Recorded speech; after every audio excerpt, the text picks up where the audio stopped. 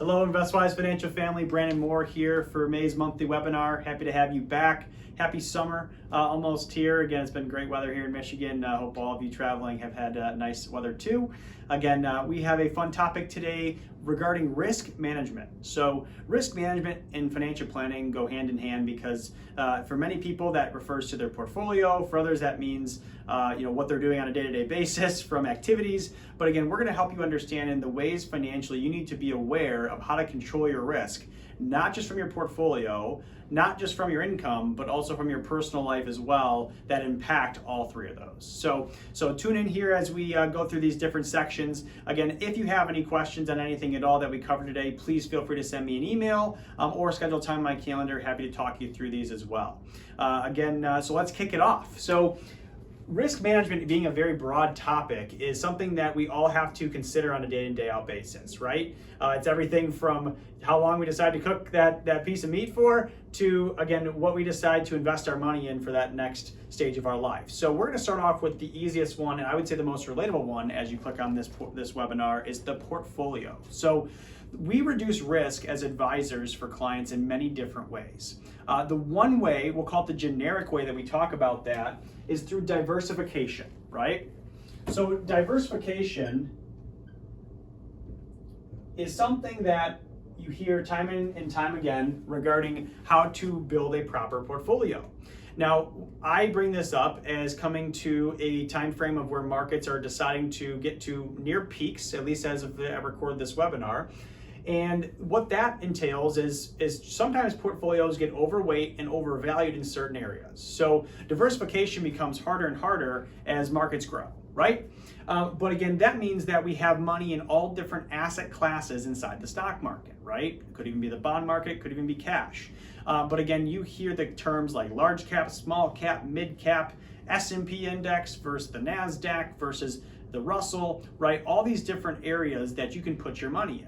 Now, just because you have money in one area, let's say the S&P, doesn't mean you're fully diversified, right? Depending on where you're at and what stage. So again, you could actually think about some things that have happened in that realm of diversification recently that you may or may not be aware of. But one of those was actually, I think late last year, the NASDAQ had to get reevaluated because the technology companies that we all know and love that have grown so much and helped our portfolios grow had to be reweighted because these companies got so large that even though we bought the NASDAQ index, well, that doesn't mean that we were too concentrated in one or those other companies, right? It means it was going to be too much of an impact if something happens to those. So we had to make some changes, not only in our clients' portfolios, but also that even index itself had to make changes to make sure it was properly diversified, okay? So when I say that, I want to make sure that you understand from a portfolio perspective that diversification doesn't mean just owning one or two different things. It means generally owning hundreds of different things. And you can do that in multiple different ways, right? You can do that by owning individual securities, hundreds of different ways. You can do that by buying one single mutual fund and owning 100 to 200 stocks in there. Or you can do that by making buckets, right? Now, soon, and later to help control your risk there. So when we come to this point in time, why I bring this up in portfolios is diversification is going to be more and more important as we're getting into the closer time of an election year and also into the point of trying to make sure that your income, which is step 2, will not be as much affected, okay? So just looking down at my notes here, for the next thing I wanted to make sure we covered there is, again, a risk that I see people make that is going along with diversification, but is over concentration, okay?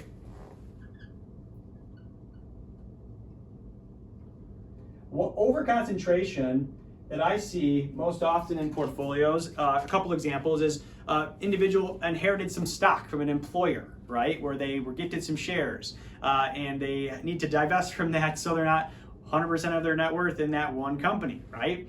Or someone hit it really big on a stock and you need to really decide to make a move to say, well, hey, am I gonna keep riding this gravy train, or is this gonna burn out at one point and I'm gonna get left with much less than I thought, right? Happens all the time with those securities. So when's the last time, I know we do a lot for our clients, but for those maybe listening in, that you looked at your overall asset allocation to see if you were over concentrated, or I call overweight, in any specific area, right? I see that especially when people maybe forget a little bit of international, even though we don't like it as much as US stocks or domestic, it's a still important part of the portfolio to spread out your risk, okay? So how can you become more diversified and at the same time trying to stay away from being over concentrated? Even though you're diversified in one sector, that just means that you still might have too much money in that one area that could really cause some problems if you were running into a market issue, an event that we might foresee in the future, or more importantly, an income need that you need to access portfolio dollars for. Now, beyond the portfolio and risk management, there's different types of investments out there that also help reduce risk management, right? Those different types of investments vary. Like I said, stocks, bonds, annuities, and other asset classes that we've maybe talked about. Some of those out there that some clients might have is you might have a buffer on some of your investments where you might have downside protection up to a point where again that allows you to have some breathing room, knowing that the market will be ups and downs, but over time you still get a really large growth opportunity up there. I'll probably do some more webinars on that in the future. Regarding risk management from a legacy planning standpoint, death benefits on portfolio assets or income streams that need to be specific and consistent on portfolio assets. These are all things that are part of your portfolio that need to be evaluated to reduce your overall risk, right? So again, my action items from this section here, number one, is I want you to look at your portfolio as if it's a whole piece of pie, right? We know very well we diversify, we bucket it very nicely for our clients, but we also still look at it as a big picture to make sure you're allocated appropriately. So that's number one, so look at it as a whole. Next, make sure that as that whole, you don't have too much money in one sector where you're over concentrated.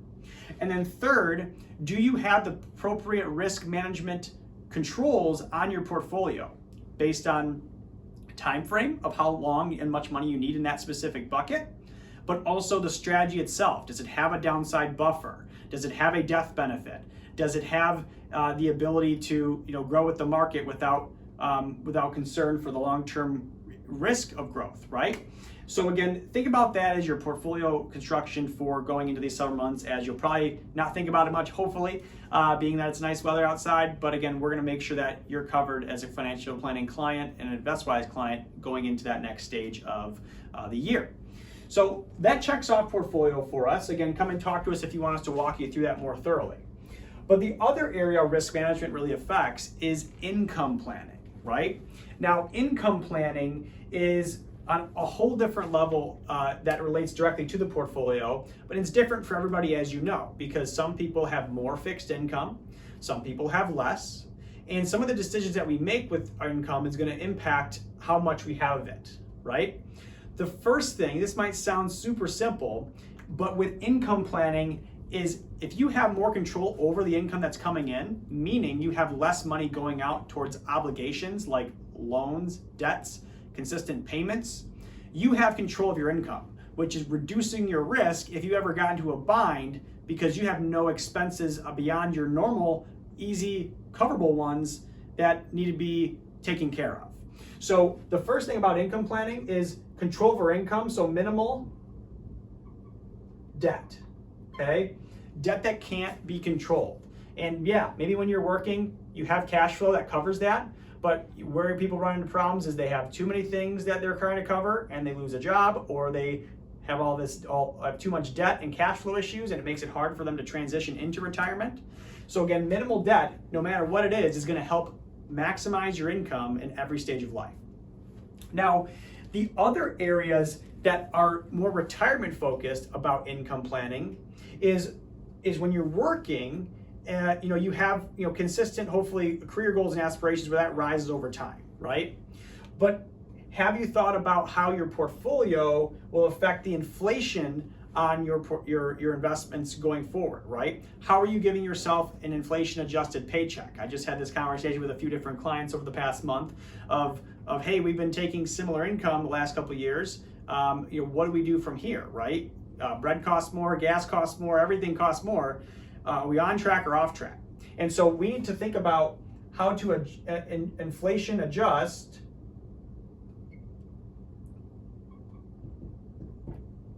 our portfolio, right? Because if we're not properly diversified and invested over here, it's gonna be very, very hard to adjust for inflation over here, right? And beyond that, we have to think about the consistent income streams that you have to choose from. When you go into retirement, you have some decisions to make. If you have a pension and you're married, you can choose between a single life where it covers just you, or you can choose a joint life which covers you and your spouse. There's also some period certain options as well and some other specifics, but just for this conversation, you have some important decisions that are going to reduce the risk of your portfolio and your income stream by making those, right? What are some of those risks? Well, let's say you, the spouse who owns the pension, is potentially has a lesser lifespan than your other spouse does, right? Well, that's going to think about a way to reduce risk, because if you know that that spouse needs to make sure they have a paycheck to be covered, you need to make a decision that that's going to give them a consistent paycheck even if you're not there, right? So maybe joint income would make sense. Somewhere along those lines, I come along where everybody has, this benefit mostly that we're talking to. Social Security benefit hedging. Okay.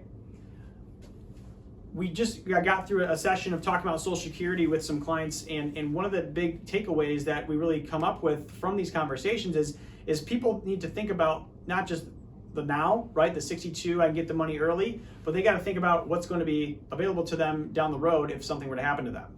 So what ways you can reduce your risk on your portfolio, especially that relates to your income, is going to be having the most amount of fixed income from Social Security and pensions as possible. Because if there's any time where this isn't doing well, you have your backup plan to lean on if you have minimal debt, can adjust with inflation, and you can hedge your spouse situation if one of you were to pass, okay? So what I want to clarify what hedging means, just kind of like that survivor benefit on the pension, is Social Security benefits, those, clearly you don't have to collect at the same time as your spouse does. And what I strongly believe in many situations is the benefit that should be deferred the longest is the one that's going to stick around the longest, right? And we all know from maybe some other education series that I put on is the larger benefit will stick around the longest. And so if you have a married couple trying to retire and you're both the same age, let's say, and one of you're both 62 and you're looking at your spouse's benefit, theirs is less than yours, well, it could make sense to maybe turn theirs on to reduce the portfolio withdrawals and then to defer yours to a little bit longer, because if something happens to you, your spouse's smaller benefit goes away and then the spouse will inherit the larger one going forward. This especially works well with people with large age gaps between spouses or even minimal age gaps, because it makes sure that that surviving spouse has as much certainty on their income plan as possible. So you can see it's almost difficult from these two sections to not relate them to each other, right? I put portfolio first because that's where the base or the foundation is laid, but there's a heck of a lot of decisions and choices to be made on your income plan that's going to make this a success or not, right? And and we'll call it even half of those, or I'll say a majority of them, are in your control, right? And there's more pressure than ever to try to find ways to spend our money, right? With marketing in our face constantly. And there's some people need more help spending their money. Other people need help reducing how much they spend. And so we want to make sure that if you're in a minimal debt situation, you have a lot more room to spend on things that you enjoy within your means, right? And that's a lot that comes with more happiness, more confidence, and realistically, better performing portfolios because you're tapping into them less and less for unnecessary debt payments, okay? So risk management, item number 3.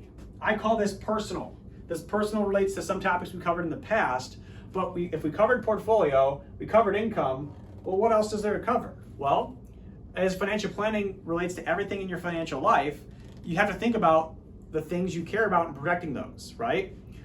One of those areas, talk about the working folk or the people that are having families or still covering responsibilities for kids and debt obligations, is some sort of insurance. Okay, we'll cover this one as life.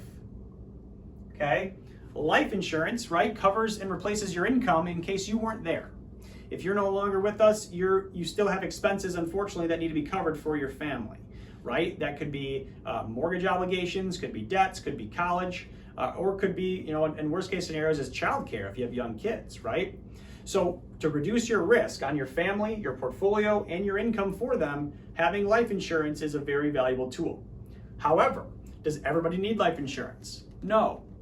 Everybody's in a different situation, especially retired clients I get to talk to a lot, and a lot of them have no debt on their home, no debt anywhere else. They have a sizable portfolio, and they have consistent income from different sources plus their portfolio.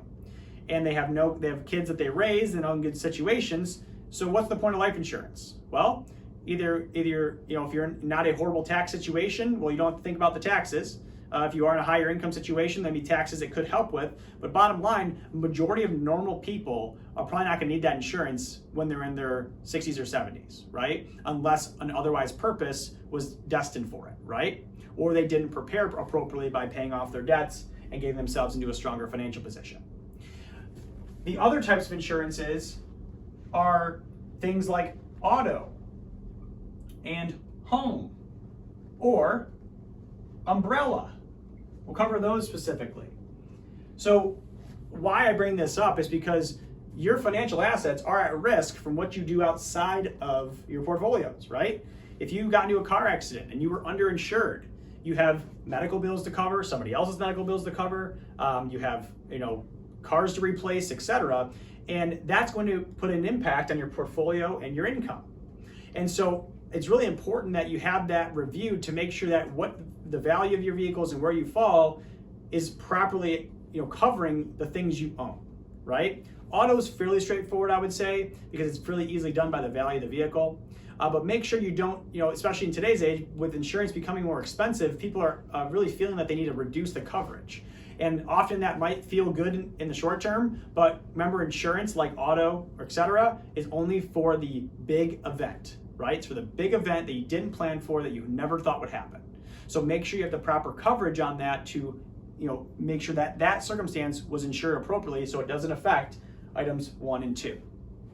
Now, other areas like home insurance, same thing. Home insurance, I think, though, is fairly inexpensive compared to auto, right? I mean, you can get somewhere between, realistically, in a normal home, $1,000 to $2,000 a year for home insurance. And sometimes, you don't even notice it if it's wrapped up into your escrow account. But home insurance, again, making sure that if you've done repairs or improvements to the house, that you've added those items to your policy, right?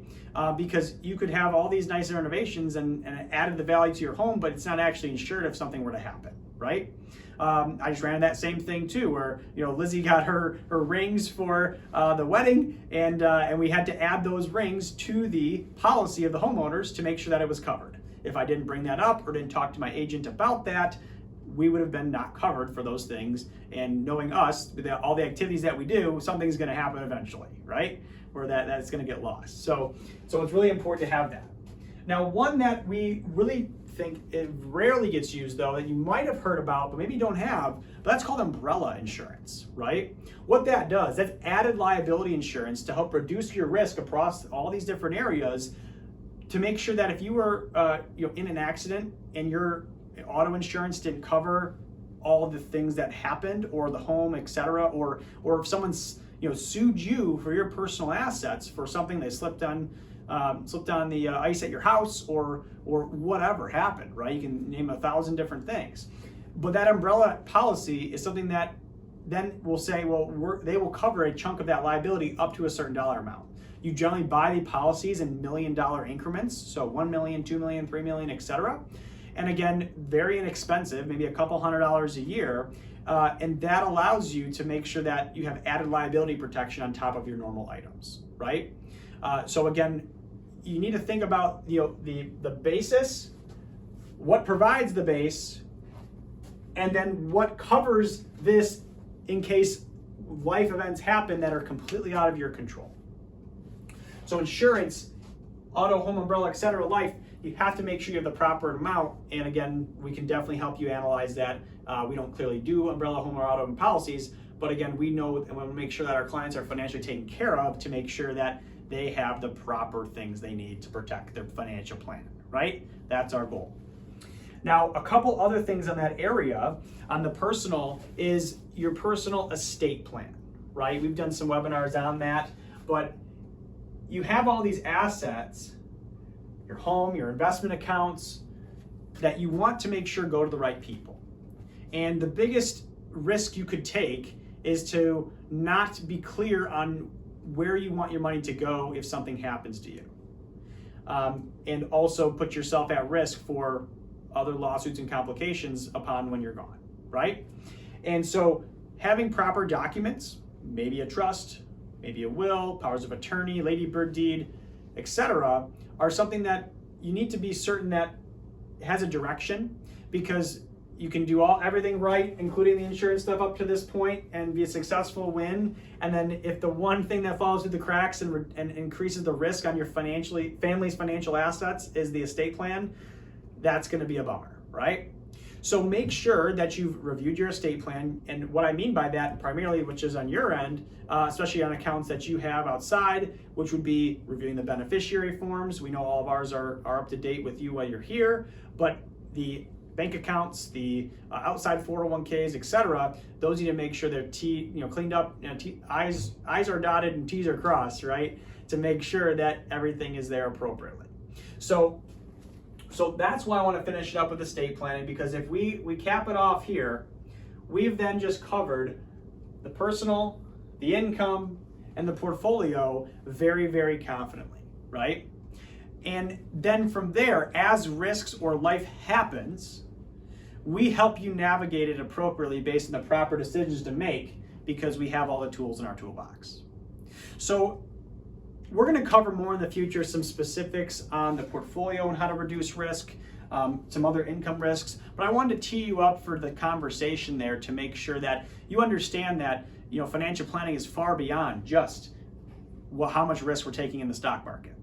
You have many different things that affect your happiness and security in your life, and if we can help avoid all those possible, you're going to have a much happier, healthy life to live, that you're not worrying about the everyday dollar that unfortunately a lot of people are. So I hope this was a valuable session for you today. We're looking forward to June session as well here coming up shortly. Again, this is a good kickoff to summer. So happy Memorial Day for those who just celebrated, probably coming out here after the holiday. And again, we look forward to you tuning into future webinars. If you have any questions or have any other topics you want me to cover in months to come webinars over the summertime, please write into me, and looking forward to having some conversations with you all. Have a wonderful start to your summer, and InvestWise family, we'll talk to you soon.